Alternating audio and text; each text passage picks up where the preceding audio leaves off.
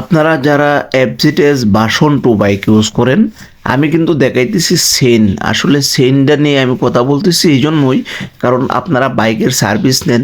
বাইকের সার্ভিস নেওয়ার পরে কিন্তু আপনারা নিজেরা সেনের কোনো সার্ভিস দেন না।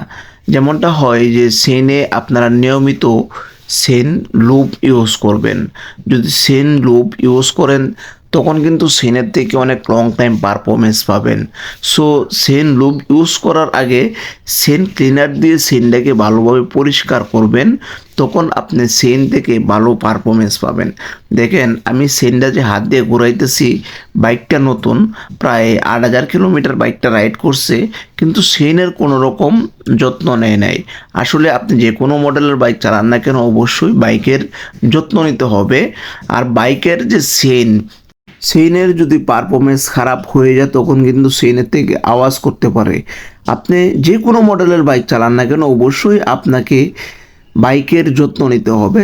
সার্ভিস করে নিছেন, কিন্তু আপনি বাইকের সার্ভিস করানোর পরেও আপনি সেইনে কোনো রকম কেমিক্যাল ইউজ করতেছেন না, অবশ্যই আপনাকে কেমিক্যাল ইউজ করতে হবে।